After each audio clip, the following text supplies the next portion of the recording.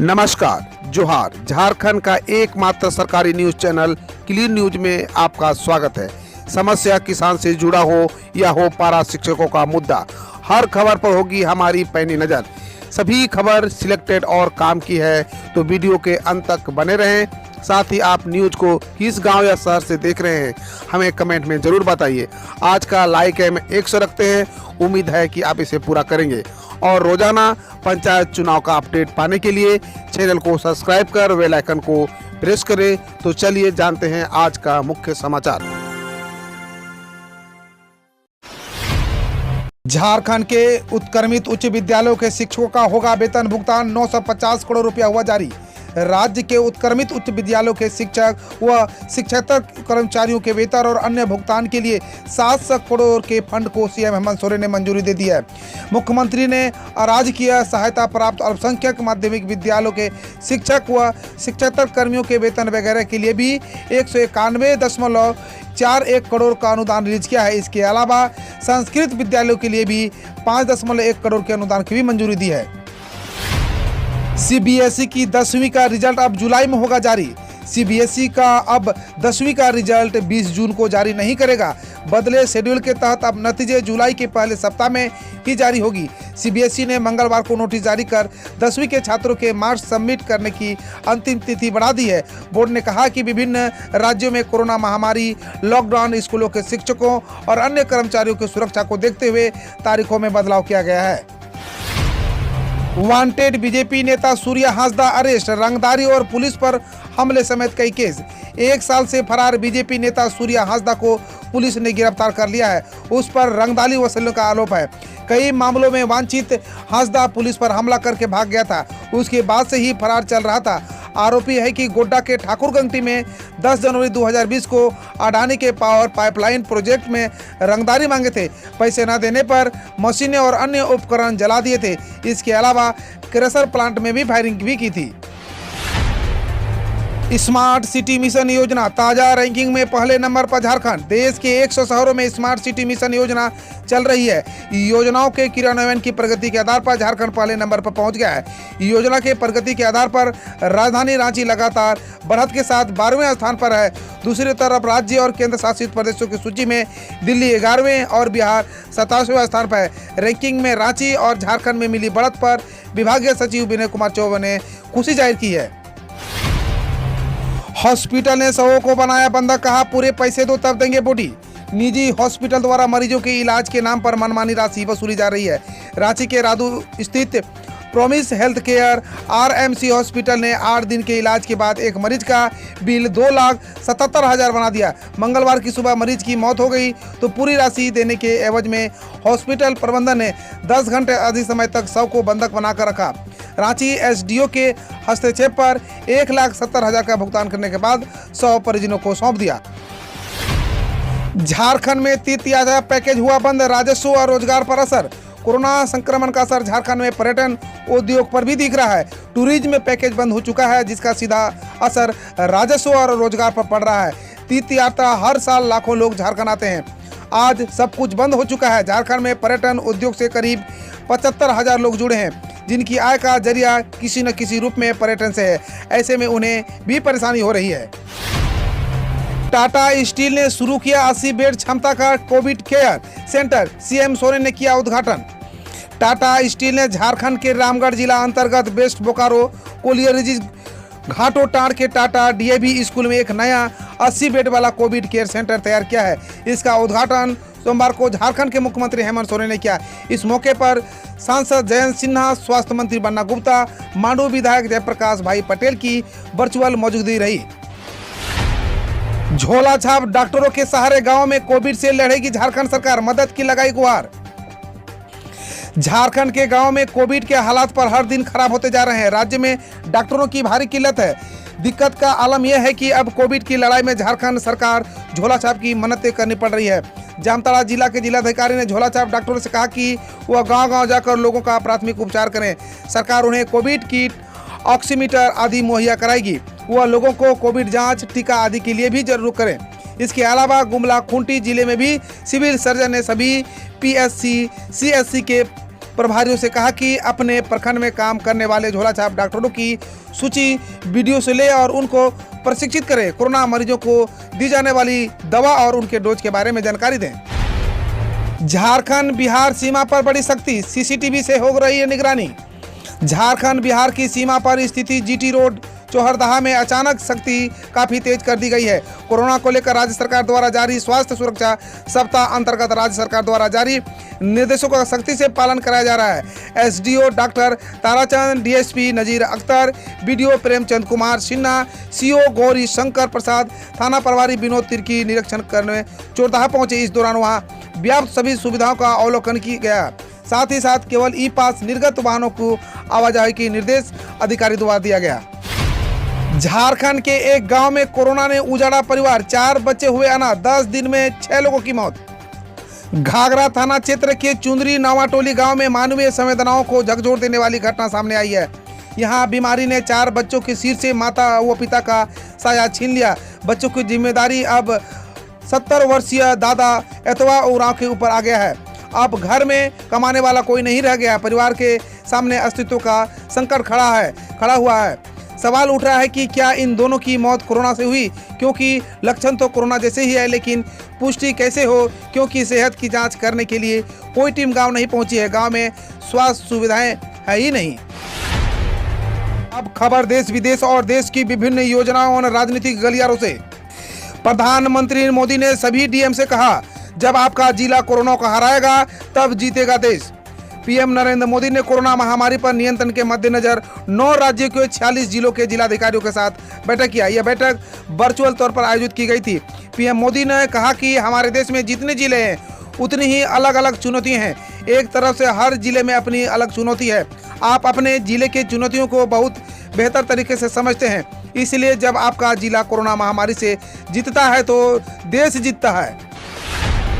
Corona महामारी के बीच अच्छा न्यूज, पिछले 24 घंटे में सबसे ज्यादा मरीज हुए ठीक। कोरोना की दूसरी लहर के बीच एक अच्छी खबर आ रही है। पिछले 24 घंटों में रिकॉर्ड मरीज ठीक हुए हैं। केंद्रीय स्वास्थ्य मंत्रालय ने मंगलवार को बताया कि पिछले एक दिन में तकरीबन 4.25 लाख मरीज कोरोना को मात दी है। 26 राज्य ऐसे हैं जहां पर रोजाना मिलने वाले मामलों से ज्यादा वहां की रिकवरी है। 10 राज्यों में एक्टिव मरीजों की संख्या 50,000 से 1 लाख के बीच है, जबकि 18 राज्यों में 50,000 से कम एक्टिव केस है।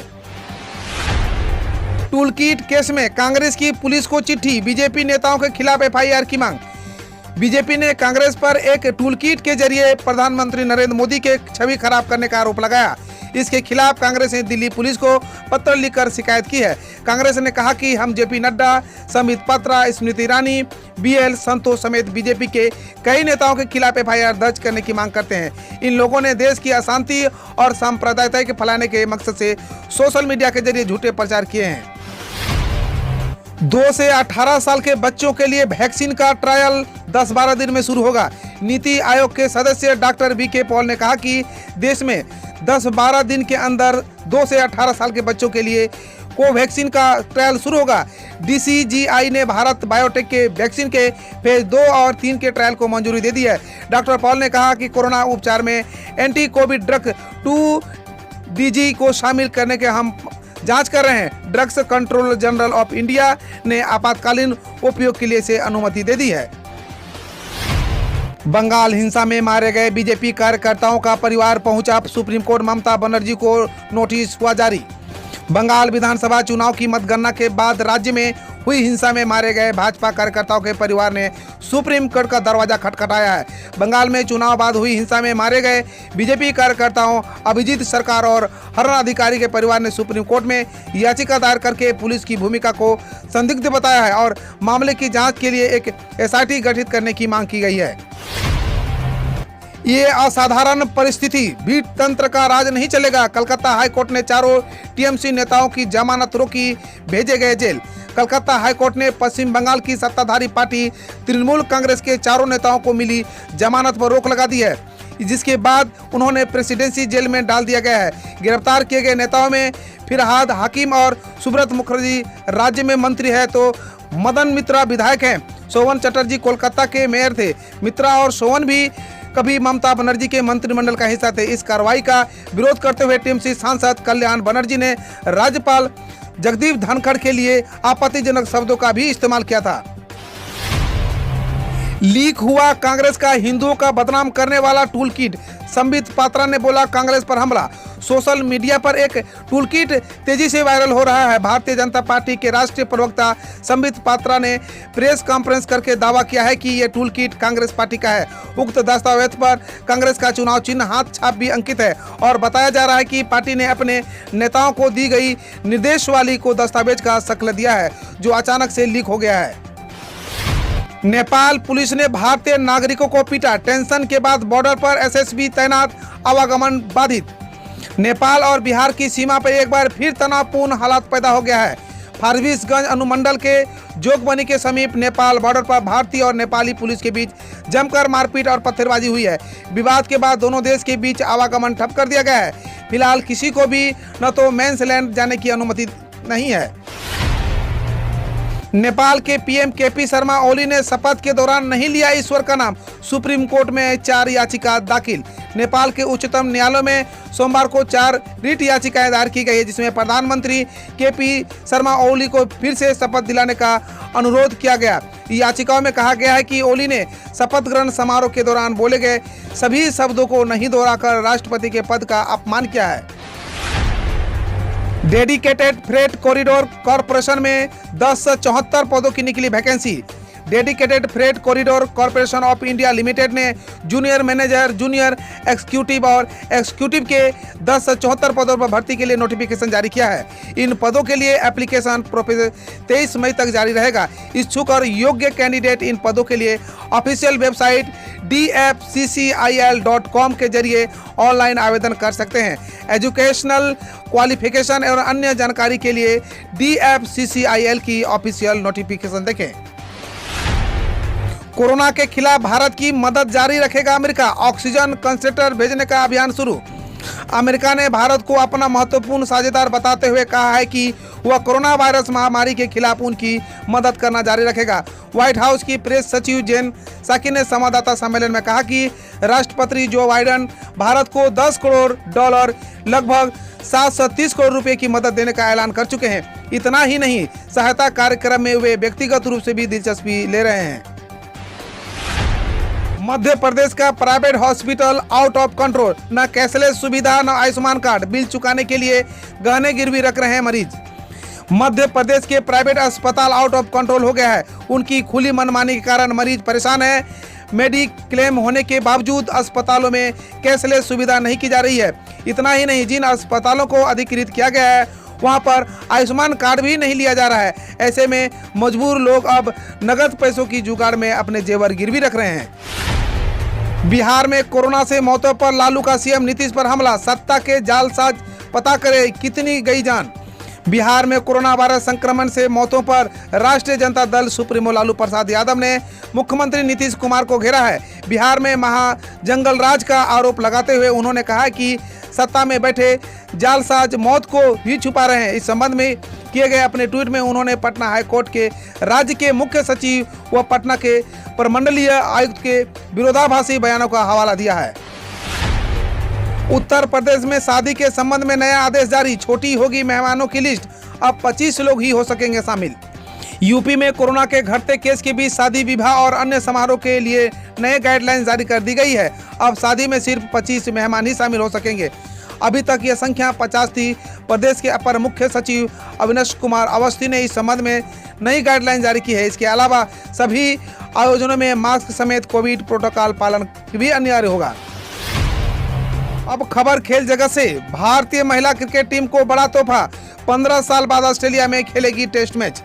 भारतीय महिला क्रिकेट टीम जल्द ही इंग्लैंड दौरे के लिए रवाना होगी, जहां वो वनडे और T20 सीरीज के साथ साथ टेस्ट में भी खेलेगी। वैसे इस दौरे से पहले टीम इंडिया को एक और बड़ी खुशखबरी मिली है। मीडिया रिपोर्ट्स के मुताबिक भारतीय टीम सितंबर में ऑस्ट्रेलिया दौरे पर जाएगी। वहां वो 15 साल बाद टेस्ट मैच भी खेलेगी। ऑस्ट्रेलिया दौरे पर वनडे और T20 सीरीज तो होगी ही, लेकिन इसके साथ साथ एक टेस्ट भी होगा। वैसे ऑस्ट्रेलिया क्रिकेट और BCCI ने अब तक इसका ऐलान नहीं किया है। हम रोज ऐसे ही न्यूज लाते रहेंगे, तो यदि आपने अभी तक क्लीन न्यूज को सब्सक्राइब नहीं किया है तो पहले फटाफट सब्सक्राइब कर लें, साथ ही बेल आइकन को दबा दें ताकि कोई अपडेट मिस ना हो।